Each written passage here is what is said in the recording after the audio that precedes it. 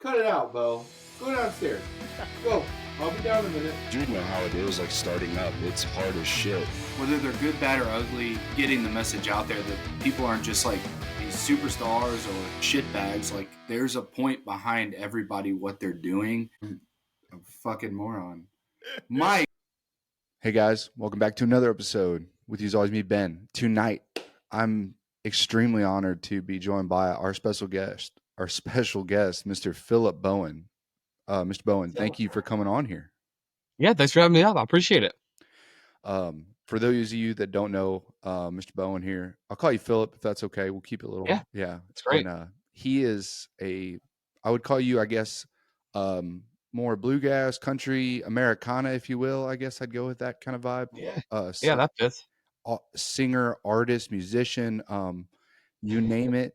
He's put out his own tracks that are wonderful. Old Kanawha is like a painting in a song, if you will.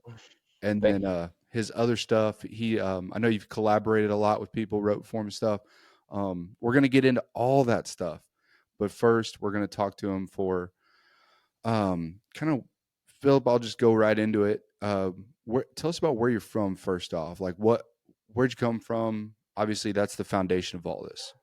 Yeah. So I am from like a very small town in West Virginia, like southern West Virginia. So almost kind of like pretty close to like the border of Kentucky and Ohio, and small town called Montgomery, West Virginia, just a couple thousand people, and right on the Kanawha River, just like the song's about there. River was literally in my backyard growing up, and the Appalachian Mountains are all around. Like I grew up in the Kanawha Valley, so on either side of the town, like is just mountains and small town USA. So it was a really really nice place to grow up, and music's just a big part of our culture in Appalachia. So I think that's why there's probably so much good songwriting and stuff coming out of there. But yeah, I grew up in West Virginia and was born and raised there. Yeah, I always hear a lot of stories about that with West Virginia. So I'm from Missouri, so we're kind of in the hills, but it's not really like that West Virginia. There's like a deep culture there. There's a lot of stuff going on. Were you for like music and stuff, were you surrounded by all that growing up, or was that kind of like kind of just heard about it, or what went on there? Yeah, I mean, I think it's pretty organic would be the word. Like it's like so much of the culture is like this kind of blue collar working man storytelling culture. And so I always describe this at my shows and stuff too, is that like it's hard to comprehend if you didn't grow up around that, but like it doesn't really matter. Like weddings, birthdays, funerals, after church lunches, I mean anything that could possibly be going on where you're getting together, there's music involved most of the time. People are bringing their instruments and kind of sharing that with each other. And there's all these like little bluegrass festivals and gatherings as well too, but it's just a great way to just kind of be immersed in it as a culture, growing up. So it's just pretty much everywhere all the time. So it's not not as much of a foreign thing, like getting up in front of people and playing and all that kind of stuff. You kind of get used to that early on. Yeah, I can feel that. It's always like it's such a wonderful feeling when you're around those people. Like that music, you get like tingles when you hear certain songs and stuff from like your childhood when everyone was hanging out and stuff. I love that vibe because it kind of relates to now where me and my friends and stuff, we love just sitting around listening to music, but some of those songs trigger that memory and then it turns into that memory, and it's a great feeling. Yeah, 100%. Very nostalgic in that way. Yeah. What so you're growing up there. What was high school like? Were you involved in any music stuff at that point, like in school or out of it, or were you did it come that early on? Yeah, I mean, I've been playing the fiddle since I was like 4.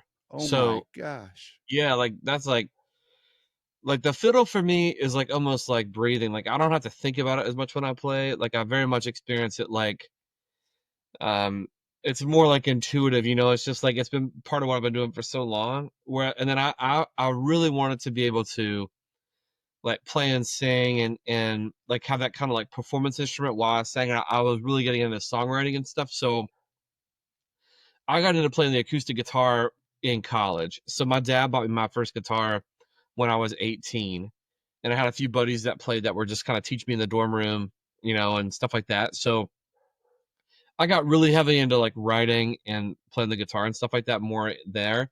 But the fiddle has been around me for probably the longest. It's my first love for sure. Yeah, what how did that end up at 4 years old you get into playing fiddle? Like, dang, that's Yeah. I mean, my parents are both pretty musical people. Like they didn't like play anything per se. My dad like plays the trombone like lightly from his band days, but he like just loves music. He always did like the music at our church and stuff growing up. And my mom always loved music, and they both were really passionate about like us just trying to like learn some kind of instrument when we were kids.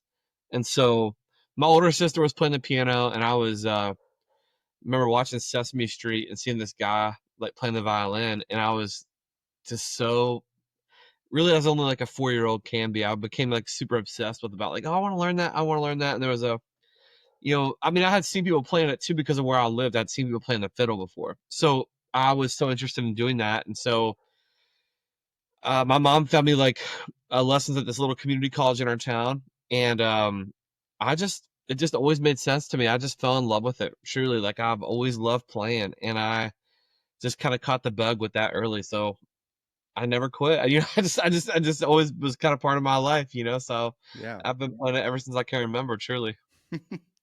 What well, were you like I guess you get to your later years, you're getting out of high school and stuff. Are you planning on, as you talk about it, it sounds like you had a super knack for it and you're writing and you're doing all this stuff. Coming out of high school, like what's your plans? You got like, you're going to be a musician, you want to go to college, you want to be a writer, or what's the game plan there? Because especially just a side note too, I, I don't know exactly how small your town was, but I know mine, it was very small like that, and a lot of people only have a couple outlets from there. You either got to go to college and do something, you got to go to work right around that town usually, or you got to join the military. Which, how was it for y'all? Yeah, I mean that was really I mean either people like I know a lot of people like the big thing was because of where I lived, for many people like the immediate thing was if you weren't going to college, you would go to like trade like do a trade, like whatever. You're going to be a welder or electrician or whatever, or you're going down into the mines. Like some people like right out of high school just going straight down to the mines, coal mines. Um or you're getting in trouble or something, or you're going away to college and you're figuring something out. And so the thing about doing music as a job, it seemed so foreign to me. Like I really was ignorant of all of that. Like I Oh never, wow. I truly like I dreamed about certain things, but I never really even knew how to do it. Like even at that age, I wasn't even thinking of it in that way necessarily. And then when I was in college, I had a few people that like I went to college in Tampa Bay in Florida, and I had a few friends that were like, "Oh my gosh, dude, you should do something with this." And like I did the college band thing, like a lot of people. We would go play, some of the beach bars and like coffee shops and stuff around Clearwater, Florida, and Tampa. And then kind of real life starts to set in. We had some people start graduating, and okay, like what's the plan? And I was really scared about being a starving artist. I truly didn't even know how it would even work in terms of like going to Nashville or wherever you go. And I was really scared to death of not succeeding, at life. And so like I really chickened out of doing it. Like I was just scared of it would make me hate doing music if I had to do it for my job. And so I went and like I went and got like my MBA like in marketing. So I went to grad school for business, and so I have an MBA in digital marketing, and I started working in the corporate world, and that ended up serving me really well when I decided to try one more time to do music. But that was kind of it. Like I would do it on the side, for fun. I never stopped playing completely, but um yeah, it was kind of weird for me. I didn't really even know how I would have done it or how to do it. And I'm so encouraged now when I go work with like maybe some 20 somethings like right out of college or something like that. And they've had this plan. They're right down there and they're just getting after it. And I was kind of ignorant of all of that. I just didn't know how you would even go about doing it. And I didn't have that confidence. And so I'm thankful for how it worked out, but that was kind of how I ended up where I was in like the corporate world right after college and stuff. Yeah, it's crazy nowadays, especially just in general, like younger. I don't know how old you are. I'm 32. So like Okay. seeing these young 20-year-olds, like late teens, even like 19, 18-year-olds, they seem to know the roadmap a lot better now to become successful, and Yeah. they are dogging it when they go to it. They're like, I'm going to become the best now, and they get after it. Yes. I think that's one of the biggest blessings. Like, there's a lot of bad things about social media, obviously, but one of the best things about it is that kind of like shared knowledge across the board. Because like music, for especially, there's so much mystery around. Well, how does any of this work? Like, how do you get paid on your songs, and how do you even make a job out of it, and blah blah blah blah. And and even like in the last like 10 years, like there's never been a better time to be an independent artist. Like, it's really, there's a low barrier to entry. It's hard to like make waves and make a living just like it always has been, but you have so much more power now as an indie artist to like build your own fan base and come to the table with leverage. And so for me, um I mean, the long and short of it is, like, right before COVID started, I had like gone down to like a friend had invited me to like a little music conference in Nashville, so I went, and I was just so, while I was there, I was just like overtaken by, like, man, I should have never. What was I thinking? I always kind of felt like I was meant to do music, and I could never shake it, and so I made this commitment to myself going into 2020 that every single day, I still have the card in my studio on the desk. Like, every day going into 2020, I was going to do something music related, even if it was something small, and I was going to stick to it every single day and watch what would happen. And then the world kind of shut down, and so I was like, well, I want to keep this promise to myself, and so I started putting some stuff out online. I would do these like live shows from the spare bedroom in my house, with just, I had no idea what I was doing with any of it, and I just was like relentless with it. I would do 12 to 15 hours of live performances a night, like a week. Dang. Yeah, so like I would work all day, um, you know, play with the kids and everything, get everybody in bed. Then about 9:30 or 10, I'd start, and I go from 10 till 12 or 10 to 1. Man, I almost killed myself doing this, but like I was just like literally one person at a time, and I would do all these thousands of hours of live shows from my house because there was no one else to do it. And that really kind of helped me build my social media presence and blah blah blah. Like, so when I was ready to get out there and start putting stuff out, like, I had a kind of a built-in audience, so it was just it's a kind of an insane thing to, like, for me, it took me being like, okay, if I don't do this, I'm gonna die. Like, I have to try this one more time. So for me, at like 35, I was like, all right, I'm trying one more time to make this work. And I'm just blessed. Like, every day I get to do music for a living is just the best day of my life. I just, for the longest time, I was convinced that this was 100% like a dead dream for me.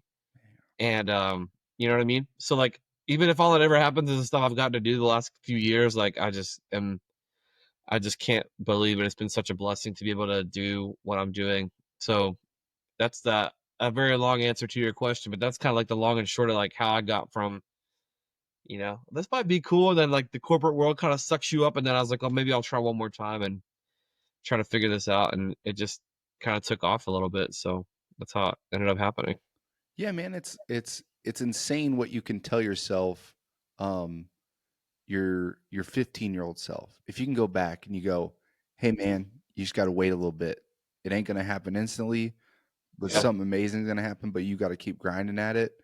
Your 15-year-old self will be like, "Yeah, whatever," But you see the process looking back of like just random stuff. And I'm not obviously in the music industry, but um, being in my mid 30s like you are, you can you see when you put in that effort and consistency, it comes out eventually. It does come out. You Yeah. just got to keep going. But that's awesome to see that you were getting after it, man. What I saw, I was trying to read up on you a little bit. I saw a couple of your videos really went crazy, and you got something with what was it? It was like a TikTok challenge, right? It was like a big one, but this was like the boom of TikTok, kind of. What can you? Yeah, so this this Yeah. this was kind of at the right time, like, where like TikTok was really starting to really surge in use, and I was even a little bit late on that. Like I had so many people telling me like, "Oh, you got to try TikTok, you got to try TikTok," and so I had grown like a following on there, and it was like, okay, now it's like 10, 20,000 or so, and then they were having this thing called like TikTok's Greatest Talent or whatever it was, and you could like submit a video of you doing something original, and then if they wanted you to be a part of it, they'd let you know. And honestly, I forgot I had submitted it. Like, it was just like I did it, and I thought I did something cool, and I just kind of set it and forget it. And what's crazy is that like I had done a couple of other of these. Like this is like in the first like 2 years I was really trying to get all this going again, and I had done a couple of these that were like hosted on Twitch before, which is like another online streaming platform, and like I had lost both. And both times I had lost, it was just outside of the money. Oh. So like the first one, I think the grand prize was like $5,000, and third place got like 1,000, and I finished in fourth. And the second one, that the grand prize was like 8 or something, and then once again I finished just outside the money. Blah blah blah. And so, but each time I would learn something, I'm like, okay, cool, my sound needs to be better. I need to get, maybe I'll try this, I'll try this. So anyways, I get to this TikTok thing, and I mean, like hundreds and hundreds of thousands of these entries, and I find out I'm going to be in one of the rounds of the 10 semifinal rounds or whatever it was going to be. So I do a round, and I get to the semifinals. I'm like, oh, this is cool. So I'm in like one of 10 semifinal rounds with like 15 people, I think it was. And then I made it out of that. I'm like, oh my gosh, like I'm in the finals, and I felt like, okay, I've got a 1 in 12 chance or whatever it was to win 10 G's if I win this thing.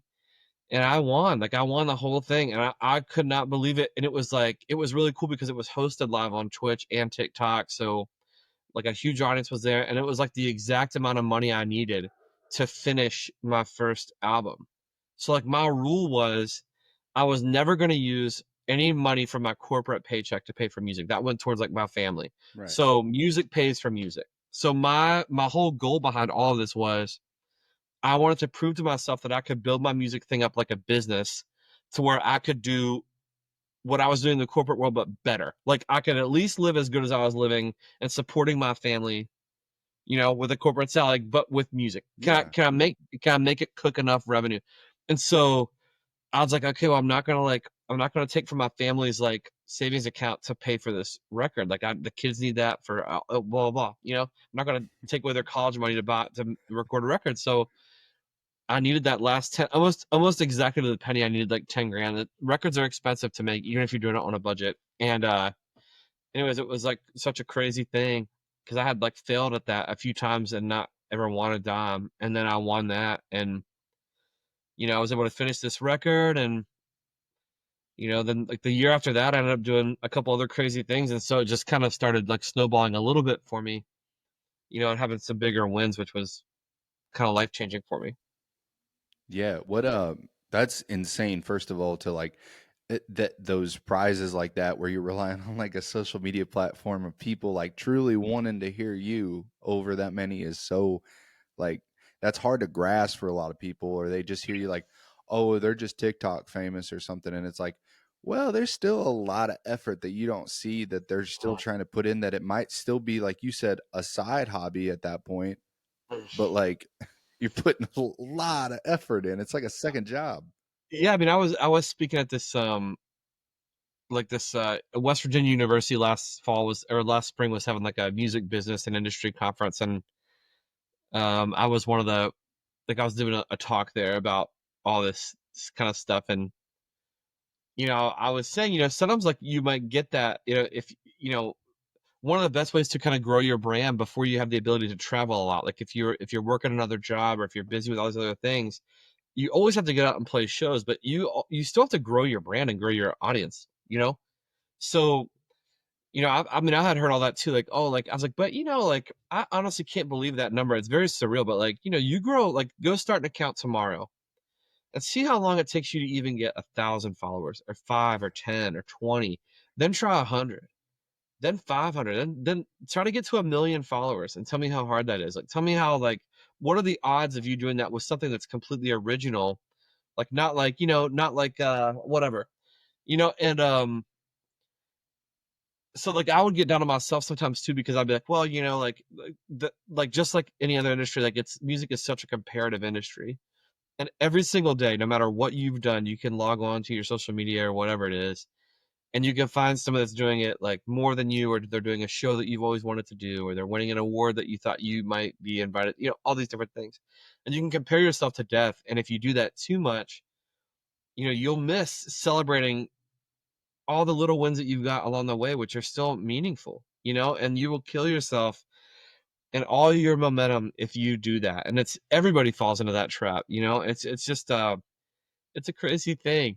So I try to just own those things for what they are. Like, hey, I'm like in some areas I'm very established, and in some areas like I'm like very excited about this like first kind of like headlining tour I have this year, and I'm like, okay, cool, like I haven't done that yet. So I've done lots of shows, but I haven't done as many as I wanted to do. So this will be great. And it's outside of this realm I was in before. And so it's just there's a million different ways you got to bring it in. And so like, if you could start with like a larger platform or grow your presence, however you can, like that's never going to be a bad thing for you. That's for sure. Never going to be a bad thing.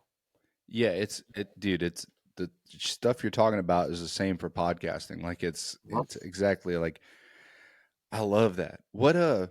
After you do all this social media stuff, you're getting a following, you're growing this base and stuff. What's the next steps? How are you getting into all this like recording stuff, collaborating with other artists? What's going on there? Are you in Virginia at that time, or where are you?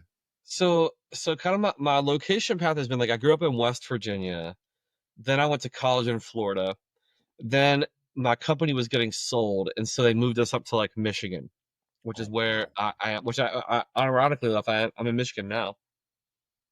And so when all this took over my life, I've got young kids and everything, so my life has changed so much the past 3 years. But like we wanted to try to keep their stability as much as we could. Of course. So we thought about doing the Nashville thing a ton.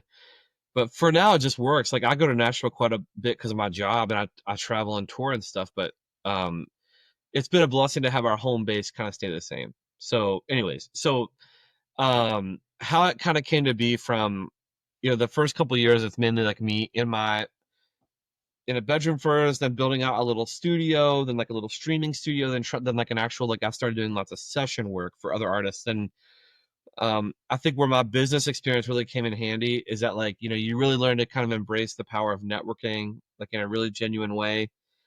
Like that whole saying of like, you really just want to try to be the person that you would want to work with. And so any opportunity I would get, I would just try to be like, just try to be really genuine and try to be a good, if I'm going to go open for somebody, I'm going to be the best opener I can be. Or if you're going to pay me to play fiddle on something, I'm going to try to do the best job I can, or whatever it is. And so I just really tried to work on writing. And my big challenge was, okay, maybe you just know me for the fiddle, but I was really having trouble getting my songwriting recognized. It's just very hard to do. It's a really hard thing. And so I think one of the life-changing things for me was when I got invited to do this thing called Mountain Stage, which is it's on like every NPR station in the whole country. It's like a live thing. It's amazing. It's like an in-person show in a theater, but it's also broadcast live across the country on every NPR station. And then one of my songs I did on there got picked as like the Mountain Stage Song of the Week, and so it kept getting played over and over and over. Then I got invited to do the Bluebird Cafe in Nashville a couple of times, which is like a very famous thing for songwriters. So it's a big kind of credibility thing for your writing to have played that. And so I started getting to do more as an artist that way, and like being recognized for my writing, which was like very impactful to my career. Like moving beyond just like, okay, cool, I create some interesting content. That became a whole different kind of like turn for me in terms of like getting to release my own stuff. And so it helped give me a new platform. And then, I did the America's Got Talent thing too, which was, I got what I wanted to get out of that. It gave me another big platform to be, in front of a new audience, which is what I'm all about. It just really helps to grow your stuff. So that really helped me quite a bit to just gain exposure in front of new folks. Yeah. And I had a question about that. Yeah. You obviously seem like a very down to earth guy. You're a family man and all this stuff. And obviously your music is rooted in authenticity and stuff. you go on America's Got Talent. Was that kind of hard, or was that a little more not a I wouldn't say publicity stunt? Was it was it Yeah, more Hollywoodish than you would have liked, or was it? definitely. I mean, I think it's definitely fair to say. I mean, they had called me to do it the year before that I was on there, and I didn't want to do it. I was really worried about getting like talent locked, is what they call it. Like, I was worried if I went on there, then I would be stuck in some bogus deal or something if I went far. And then they called me again the next year, and stuff had grown for me quite a bit. And they were like, "We think this would be really good for you." And so I actually went out there with like both of my instruments. I went out with the fiddle and the guitar. I wasn't sure if I would try to like sing something original or do the fiddle thing. And then when got out to Pasadena, like everybody and their mother, it seemed like was going to be singing. And I was like, well, I don't see anybody else with like an instrument doing the fiddle or whatever it's going to be. And so I decided to go like all in on the fiddle. And I was like, I really don't care how people get into my little music world as long as they find me. And so, even if I play an original on there and it does well, like I'm not getting paid for that, because if I play it on their show, like it's not like I get royalties like I normally would if it's done on their show. Like Yeah. not like if you get a song in like a TV show, normally it's not the same. And so I decided to go all in on fiddle, which just separate me somehow. So that's why I did like the fiddle with like something crazy like, I'm gonna go out there with this 100-year-old fiddle and play over System of a Down for the first round. Like nobody's expecting that. Let's do it. Then for the second round, for the semifinals, I did like Dropkick Murphys or something. And so the best thing about AGT was that it's watched by like 8 to 10 million people every time it's on. Damn. And these are mostly people that are like outside of my genre, Yeah. and so like, I mean, honestly, to this day, like it's so well watched, like just every everyday person on NBC, everybody has cable, or NBC, even if you don't have cable, you have NBC. And so, um, that gave me so much like notoriety and like recognizability outside of even my genre, to where I didn't plan it this way, but we already had this album scheduled to go out like that August. And so like just a couple weeks after this album dropped, I'm on NBC over and over and over for the semifinals, like live, live, live, live, live. And that just really helped juice the record, because it was like, there's my mug just up on these promos over and over and over. I'm in the semifinals and I make it through all these different things, And so, if you win, I mean, of course, I'm sure the $1,000,000 is nice, but like I had no desire to have like a Vegas residency with AGT playing like a Vegas show. I mean, it's not me Just at for all. Like you, I'm yeah. not looking to do the whole like share a show with a magician and a fire breathing dragon or something. That's not what I'm looking to do. But like for me, it really helped. It was just another thing I could do. It's a very difficult business to like stand out in any way. And so I was like, you know what? Like it's not going to harm me. I really don't think it will. And I feel like if I can just try to be myself and have fun with it as best that I can and just stick around with it as long as I can, then I'll try to learn something and whatever. And so I think overall it was a really, really good, positive experience for my career that year. And whatever, it was an interesting time, and I'm glad I did it for sure. Yeah, nobody can be like, I hated it. I'm sure that was a great time, and that's It awesome was, that yeah, you, it was cool. yeah, that you got that from that. Can you tell me a little bit about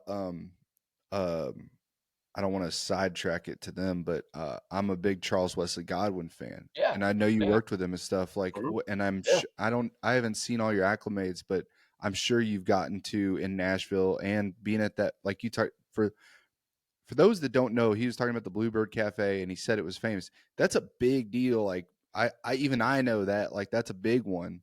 I'm sure you've gotten to work with a lot of artists. Can you tell me about some of them and what it was like, and how is that coming from um, smaller smaller venues and all that to get into that level? Well, I think one of the coolest things about that kind of stuff is sometimes when you meet these like really like larger than life people, like I had the really cool opportunity a couple of years ago. I got to play, I got to meet Darius Rucker and play with him, and Yeah. like I got to play Wagon Wheel with him on stage, and, Oh like the my T-Mobile goodness. Center. It was so fun. And I think that when you have some of these kind of larger than life experiences, like they're just people at the same time. And so, and for me, like there are people that love music, and you're like, well, this is so cool, like, and they've been where you are at some point. And so, the thing about Charles specifically is we're both from West Virginia. We had known each other a little bit on social media, but we hadn't really met in person. And when he was the first time we met in person, he was opening up for Zach Bryan, and he invited me to come out and when they were coming through Detroit, like to meet Zach and hang out with him and like do some videos together and stuff like that. And so we had a really good hang, and like I played a little bit of Old Canal for him, and we ended up like doing that song together, which was really awesome. Like he was really encouraging to me and getting that out, and like that's like probably the biggest original I've ever put out. Like to date, like it's really one of those like kind of life changing things for me, putting it out in that way. And we become really good friends in music, and we got another song that we're going to be doing together on this next record that mine that's coming out. Like it'll come out over the summer, and so I'm excited about that. And I've got to work with lots of cool people. Like I've got to. There's a really great artist named Noah Khan, who like followed me and connected with me when I had like less than 1,000 followers on TikTok. Just was really nice to me, and I just really enjoyed his music. And he's like, "Hey, when I do a record, I want to like have you on the record." I was like, "That man, I would love to I'd be honored to play on it." And people tell you stuff like that all the time in this business, but he followed through. So like on his album Stick Season, like I'm on the fiddle on 2 of those tracks. Like that was a really cool thing for me to be a part of that record. Like I love doing that. Like I got to work with so many interesting like people, and people who've become like friends, and people who I really admire and respect that I got to work with. It's just a really cool, it's a really cool thing to do it, and you're like, this is awesome, man. Like I'm getting this is my like I'm getting paid to be here and do these cool things. That's my job, like this is it's very surreal, and that was kind of like what I'm talking about. Like like if you're not careful, even in those moments, you could be like, well, but dang, I wish I was doing this, or I wish I could do this also, but there's always going to be the thing that you wish that you were doing or that you could also do. But those things happen when they happen, and so I really have just tried to enjoy, like when I get these really interesting opportunities, to just try to make the most of them, and you know whatever. But yeah, I've gotten to work with some really really cool people, and try to just enjoy every minute of it for sure. Yeah. And I struggle with that when I'm in a moment of, you hit a peak, or you did not a peak, but you did something you were aiming to achieve. Sometimes it's hard to like sit there and embrace that moment It of is, yeah. like, I did it, and where you're just like anxious or something instead, Mhm. which I don't get why it's like that, but I feel you on that. But that's so freaking cool that you got to do all that. What with your new album, I don't know how Mhm. new it is actually. I didn't check the date on it. But your 5 drugs, I Yeah, that yeah. it's great. I like Thank you. it a lot. Where do you draw that inspiration for something like that? Because it's deep, Yeah, thank you, man. Yeah, so basically, Five Drugs. That's really so. Yeah, you're not too late to the game at all. Like that's like basically like all of last year. I only released like one original. I was trying to figure things out with like the label thing and management thing. I wasn't sure how to navigate the industry, and so for me that's very rare. And so I got this album coming out in the fall, the second album, and so we had a song come out in March called Carolina Wren. That was like the first one off of that, and then this one just came out a couple weeks ago called Five Drugs. And Um, a lot. I draw a lot of that from like my own like life experience, and then I know a lot of people like, especially like maybe in our age range, have like that lived experience of like you feel like you're just being medicated to death, and almost in a sense of like you're um like that feeling of like even that's like not enough, like that's not like the answer to your problems, and so I think that one of the things I was really struggling with in this industry especially is like how to like stay healthy. Like, it's really easy to engage in some like very unhealthy like habits very quickly in terms of just not taking care of yourself, over consuming, under consuming, whatever it is. And then like all of a sudden you find yourself like not really knowing yourself, and you're just trying to battle your way out of that. And so that feeling of like, of like, man, now I'm like trying to, get whatever, and it's just not helping. So Hey guys, we're going to get right back to the episode, but first, I want to talk about who brought you this episode. Our sponsors, Jump Medic. Okay, being prepared should mean digging through a giant messy drawer of half-used band-aids. all that stuff your kids get on. It's nasty, right? The stupid box that never has anything. Jump Medic made this sleek, fully stocked first aid kit designed for real life, right? You can pack it up, you can throw it in your car. It's solid. It's this giant, big old tough box. Mine's in the mail right now. Actually, but I can't wait. This thing, whether you're hiking, traveling, or just like driving your kids to softball practice, right? You don't want to be the one digging around trying to find everything. You want to be the one that can just reach back, grab it, and get ready to go.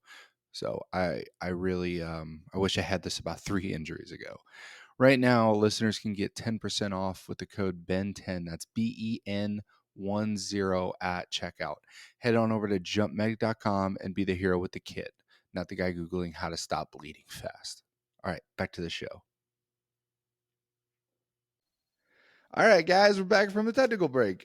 Philip was just telling us about the inspiration for his album, Five Drugs, and kind of where he's going with that. I'll let you go, Philip, with that. Yeah. So the song is just, kind of really about, that feeling of maybe being like over medicated and like using all the wrong things, almost like that feeling of putting a band-aid on a shark bite, so to speak, in terms of just like dealing with anything but like the real problem, or like, maybe you're trying lots of things but you're not really feeling like you're getting any better. And so I know that like many people feel that way and kind of go through similar things. And so that song is really just kind of about like that feeling, and that being in that kind of headspace and everything with your life when that's going on. Yeah, and you can feel that from the song. When you go into these, like, for your career, are you drawn on mostly like I mean, I guess each project is a little different. I guess you're drawn from like, do you go, I'm running 100 miles an hour. You go to like a project knowing what you want to sing about and then tackle it that way? Or do the songs kind of come out organically and then you feel a theme towards it all? I don't know. I mean, I think the more authentic you can be, at least for me, like if I'm writing towards like my own like lived experience, it really helps me a lot. Like versus like trying to write for a situation, or write for a, I don't know. Like I'm writing because I want it to sound like this, or I want to write because I'm trying to make it be like this. For me, it's better if it feels more organic, but with like maybe sometimes having like a theme in mind. But I know I'm working on a record where, like, if I know I have a body of work that I'm aiming towards, like an album, but like on an album, like every song doesn't have to be about the same theme. It's just like, for example, like I try to just focus on like, okay, maybe I want the sound to kind of be maybe meet a certain goal, but like the songs can all tell their own story, and I think that's like super important. So maybe there might be some relation between a few of them, but I want them to tell their own story. Do you think that's because you were a fiddle player and you were more drawn to music first and then you got into story writing and you focus heavily on the sound first because that's what you enjoyed, or is it just kind of I mean, that's a good question. I don't necessarily think I'm thinking of the sound first, maybe, but like it's more of like I think the thing that maybe I'm even hard on myself on too is like the most important thing to me when I'm writing a tune, whether it's if I'm writing myself or if I'm writing with someone else, is like the most important thing for me is I love good storytelling in songs. Like those are the artists that I admire the most, and the songs that I enjoy the most, like meaningful storytelling. And so like if I can serve that like end well, then that's fantastic. That's always the goal. And then there's a really cool marriage of like if you can help the whatever's going on musically kind of push along that story. You know what I mean? Like if you can if the song is about whatever, and you can make the song like kind of push and pull you the way the song is trying to do, like that's like the money. And I think that's the real trick of it, is to get the feeling of the song right, and then have the music match, what you're trying to do with the story. Yeah, me and a buddy of mine, we just went on kind of had a little work trip and we were listening to music, and it was Marty Robbins. We listened to some Gary Stewart Nice. and some Keith Whitley. Yeah. And all three of those guys, I don't get how they did it, but it's just like you said, like they are amazing storytellers. Like some of the stuff they're singing about, you're like, damn, that's a crazy ass story, like by itself. But then the music entraps you with it, and it somehow fits that storyline perfectly. Yeah, I think that's what gets people super fixated on a song. You know, a good storyline and the music. Music tells the story with it. For sure. For sure. Yeah, for sure, 100%. Where do you see yourself? So you got your new album coming out. Can you tell us a little bit about it, or what? Yeah, I'm really excited about it. Like it's gonna come out in the fall. Like we haven't like nailed the exact date yet. It'll be October, November sometime is what we're thinking. And I think we're set on like the number of songs. We'll probably be at like 10 for the record. We got 2 out so far. We have another one coming out, depending on when you're listening to this, coming out on May 16th. This song called "The Wheel," and then we're kind of like basically this whole year we're having like a song a month. Kind of just coming out along the way. And yeah, it's gonna have like some really like fun and interesting like collaborations on there as well. Like I talked about, doing one with Charles, and I'm really good friends with another artist, friend of mine named Josiah. His band name is Josiah and the Bonnevilles. We look to enjoy writing together. We got another one that's gonna be coming out in June that we did together, and many more as well. So like it's been a really fun process, like write with some friends and like record with some of them as well, and have some like really great collaborations on the record as well. And then we'll have like some touring to support the record. So we got like this great August run we're gonna do in like Tennessee and the Carolinas and DC and up to Pennsylvania, and then we'll do another like run in the fall. Starting in West Virginia, we'll go up to the Northeast, and then we'll like end in Michigan. So I'm really excited about like the show runs we're gonna do, and like kind of having that kind of in sync with the record as well. Yeah, I can't wait for it to come out and stuff. Yeah, thank you. Last question before we get off here, because I'm always interested to hear about this. Who were your, and I might not know some of them. I want to know for other listeners too. But what were your biggest influences for music when you were like younger and stuff, to your even into your late teens and stuff? What was that big influence on you?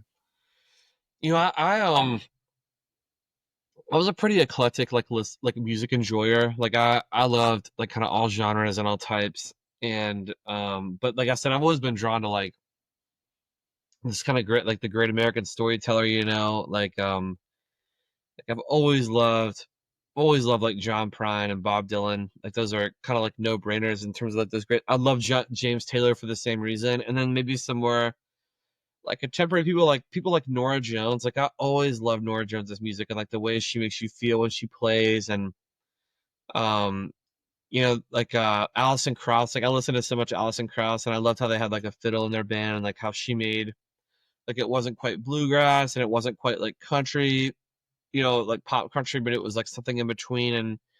And so stuff like that I really always enjoyed, John Denver, stuff like that. And I love like that sound, and then how people would bring these different instruments into like country more than just like electric guitar, bass, drums, and that's it. Like it was, I love when there would be like mandolin and fiddle and piano and stuff, like real instruments present in that music, which I think is what makes it so special. So I was really always drawn to that kind of stuff. Yeah, I think that makes any musician better when they have that well-roundedness of understand. And I think a lot of bigger ones, like good musicians, do. Yeah, But for sure. that For sure. well-roundedness of going from genre to genre, but understanding what you want to get out of it. So Yeah, for sure. Philip, it was kind of quicker, but this was awesome, man. Yeah, man. You going over like everything and kind of explaining. You not only explained your life, but you explained the music really good too. And I can tell you're authentic, and I can't wait to see where the road's going to take you, because obviously this is just the beginning. You're going to keep on keeping on. Yeah, well, awesome. Man, sure, appreciate the kind words, and yeah, it's always kind of like it's fun to chat through it all, and I really appreciate you taking the time to like ask me the questions. So thank you so much. No, not a problem, man. Thanks for stopping by. Yes, sir. Guys, thanks for listening. Check out Philip. He's on Spotify and everything. Can you tell everybody where to find your stuff at, man? Yeah, just music wise, it's like anywhere you get music. So Spotify, Apple, whatever. Just my name, Philip Bowen, and then I'm out there on social media. It's just Philip Bowen Music. you know, Instagram and TikTok and Facebook and all that kind of stuff. You can find me out there. Come say hello, and I'll see you out there at a show sometime. Hell yeah. All right. Thanks, Philip. Thanks, guys, for tuning in. We'll see you next time. Take care. All right, thanks. Appreciate it, man.